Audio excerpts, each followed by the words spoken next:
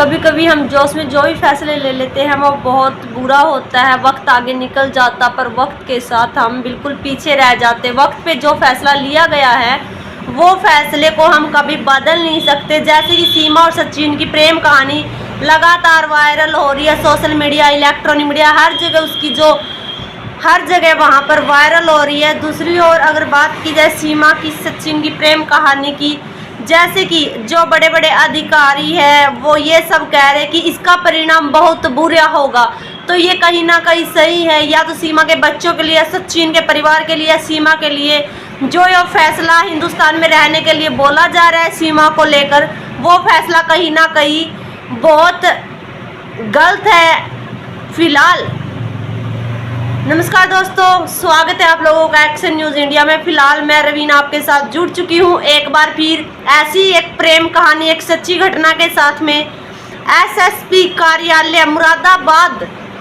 के अंदर एसएसपी कार्यालय है, बिल्कुल उसके बोर्ड लगा हुआ है। बोर्ड के बिल्कुल पास ही एक बूढ़ी अम्मा खड़ी हुई है।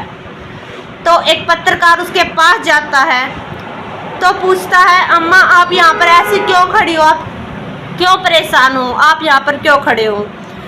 तो वो बूढ़ी औरत A4 साइज का ऐसा पेपर, A4 साइज का वो पेपर निकालती है और उस लड़के के हाथ में देकर थमा देती है। वो लड़का एक पत्रकार होता है। तो वो लड़का जो वो कहानी पढ़ता है, 8-10 लाइनों में पूरी कहानी है वो लिखी हुई थी, वो उस कहानी को पढ़ता है तो उसकी आंखों में आंसू आ जाते, साथ में वो अम्मा भी रोने लग जाती है। बात ये 16 जुलाई 2023 की है। बूढ़ी अम्मा है वो एसएसपी कार्यालय के बाहर खड़ी हुई है और जो पूरा वो वाक्य है 8-10 लाइनों में लिखा हुआ होता है, तो वो उसको बता रही है, जिसमें पत्रकार रोने लगता है, साथ में वो अम्मा रोने लगती है। उसमें लिखा हुआ है कि मेरी 2 बेटियां जिसकी शादी हो चुकी है, 3 बेटे हैं, एक पढ़ता है, एक मजदूरी करता है। जो बड़े वाला है उसको लेकर ही आज हम आपको बात करेंगे। उसका नाम अजय है। पूरा नाम की बात करें, अजय सेन, जिला मुरादाबाद, इलाका सिविल लाइन, थाना क्षेत्र नया गांव का रहने वाला था अजय। और जो उसकी माँ वहाँ पर वो जो A4 साइज का पेपर पत्रकार को दिया हुआ है, वो उसकी माँ पत्रकार उसको A4 साइज का जो पेपर होता है उसमें लिखी हुई 8-10 लाइनें, मात्र 8-10 लाइनों में पूरा विवरण लिखा हुआ, क्या कुछ हुआ क्या कुछ नहीं। अजय के बारे में हम बात करने के लिए जा रहे हैं। अगर देखा जाए तो कल से काफ़ी ये मामला भी सीमा सचिन की तरह वायरल हो रहा है, अजय सेन का भी, जो कि मुरादाबाद का रहने वाला है। जो अजय था उसको फेसबुक पर फोटो डालना और रील डालना बहुत अच्छा लगता था। ज़्यादातर वो एक्टिव रहता था फेसबुक पर, और फेसबुक पर एक्टिव रहता था तो मैसेज के रिप्लाई करता भी रहता था, लगातार एक्टिव रहता था वो। तो काफ़ी अच्छे खासे से जो दिन है ये चल रहे थे, वो टैक्सी चलाने के साथ साथ वो रील भी बनाता था। उसको लग रहा था कि ये दुनिया बहुत ज़्यादा खूबसूरत है। दूसरी ओर ये इस डर से, इस बेवकूफ़ दुनिया से बिल्कुल ही उसको अंदाज़ा नहीं थी कि उसके साथ क्या कुछ हो सकता था। बहुत अच्छे से अपनी लाइफ है इंजॉय कर रहा था, वो टैक्सी ड्राइवर था और साथ में रील वगैरह डालता रहता था। अचानक से एक बहुत ही खूबसूरत लड़की की दस्तक होती है उसके फेसबुक पेज पर। वो पेज जो डाले हुए थे, उसने व्हाट्सएप पर जो पेज डाले हुए थे उस पर वो लाइक करती है और कमेंट कर रही है। अजय का ध्यान उसके ऊपर जाता है कि कोई लड़की लाइक और कमेंट कर रही है, जिसमें वो पब्लिश हो रहे थे कि वो सब लोग देख रहे थे उन कमेंटों को। तो वो भी इसको रिप्लाई देने की कोशिश करता है। उस लड़की का नाम होता है जूली, वो बांग्लादेश की रहने वाली थी। अगर धर्म की बात की जाए तो मुस्लिम धर्म से ताल्लुकात रखती थी वो लड़की, जूली नाम है उसका। तो लाइक करिए पोस्ट का, उसने रिप्लाई दिया। तो अब वो धीरे धीरे दोस्त बन गए फेसबुक से ही। अब वो लड़की उसको मैसेज करती फेसबुक पे, जिसको कोई भी वो प्राइवेट मैसेज करती खाली वो ही देख सकता था। सचिन का नाम आया अजय और जूली की बातचीत फेसबुक पे हो रही है धीरे धीरे। तो वो दोस्त बन जाते हैं। जो दोस्त बन जाते हैं वो धीरे धीरे हर बात शेयर करते हैं। 27 मार्च 2022 का वो वाक्य है।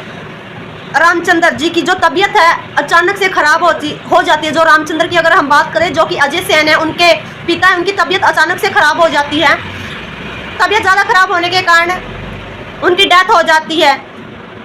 तो इस चीज़ का हम फ़ायदा कह सकते हैं फेसबुक से। उसको वो बताता है कि मेरे पिता एक्सपायर हो गए हैं, तो वो उसको उसके करीब आने की, पास आने की कोशिश करती है मैसेज के थ्रू। जो नंबर है वो एक्सचेंज अभी तक हुए नहीं थे, बस फेसबुक पे ही वो दिलासा दे रही, उसके करीब आ रही है। तो उस टाइम कहीं ना कहीं अजय को लगता है कि जो मेरी जीवन साथी है यही लड़की है जो मेरे साथ निभा सकती है, मेरे दुख सुख में खड़ी रह सकती है। तो नंबर है वो आपस में शेयर कर लेते हैं, कॉलिंग पर बातें होने लगती है उनकी। तो जून 2022 की ये बात है। 2022 में अचानक से वो अपने बांग्लादेश से जो अजय उसकी दहलीज पर आके खड़ी हो जाती है। तो अजय है, अजय को बिल्कुल भी इस चीज़ का कोई फ़र्क नहीं पड़ता वो कैसे आ गई कैसे नहीं, कुछ नहीं। वो उससे मुलाकात करता है, वो अपने बारे में बताती है कि 11 साल की एक बेटी होती है उसकी, जूली की। वो जूली अपनी बेटी को लेके आती है साथ में, जिसका नाम इब्राही नाम होता है। उस लड़की का हम नाम रख लेते हैं दूसरा, वो नाम नहीं दे रहे हम उस लड़की को, छोटी बच्ची है वो। तो उस लड़की का नाम इब्राह होता है। तो उसको साथ में लेके आती, बोलती कि मेरे पति है नहीं, खत्म हो चुके, जैसे आपके पिता खत्म हो गए हैं। तो वो सारी बातें अपने पिता, उसकी जो फैमिली से करती है, अपनी माँ से बताता है। संगीता उसकी माँ का नाम होता है। कहता है कि ये ऐसे ऐसे हम एक दूसरे को प्यार करते हैं, लाइक करते हैं, फेसबुक से मैं इसको जानने लगा हूँ। उसकी माँ को और उसके परिवार वालों को कोई प्रॉब्लम नहीं होती। वो उसके एक छोटे से मंदिर में जाके शिव मंदिर में उनकी शादी करवा देते हैं हिंदी रीति रिवाजी से। जो कि मुस्लिम धर्म में वो उसका छिड़वा दिया जाता है और हिंदू धर्म में वो अब आ जाती है। हिंदू धर्म के मुताबिक ही वो रहने लगती है। अच्छे खुशी से उनकी जो ज़िंदगी वो जी रही थी। जो 2 ननद थी जूली की, उसको भी बहुत अच्छा लग रहा था। आस पड़ोस वालों को, आसपास वाले लोगों को, रिश्तेदारों को, सबको पता चल चुका था कि अजय की शादी होगी, पर यह नहीं पता था कहाँ की उसकी वाइफ है और कौन से धर्म से ताल्लुकात रखती है, ऐसा किसी को भी जानकारी नहीं थी। हंसी खुशी से सब पल वो बीत रहे थे। तो 15 दिन पूरे होने के बाद बोलते कि मेरे जो वीज़ा की डेट है बस 15 दिन की थी, मैं अगली बार आऊँगी तो उसकी अवधि बढ़वा के लेके आऊँगी। तो वो चली जाती है। उसके जाने के बाद अजय की उसकी कॉलिंग पे बात होती है। अजय का मन नहीं लगता है, अजय का मन बिल्कुल भी नहीं लगता है। तो वो ज़्यादातर अपना जो काम है अब वो उसको छोड़कर ज़्यादातर फ़ोन पे लगा रहता था। तो वो है ना, एक बार फिर उससे अपील करता है जूली से कि आप आ जाइए। चला 1-2 बार फिर अपील करने के बावजूद जूली फिर बोलती थी कि आप टेंशन मतलब कोई तरकीब है मैं उससे आऊँगी। तरकीब की बात की जाए, तरकीब तो वो तो उनकी 60 गांठ ही थी, क्योंकि कोई वीज़ा ही नहीं था, कोई पासपोर्ट ही नहीं था।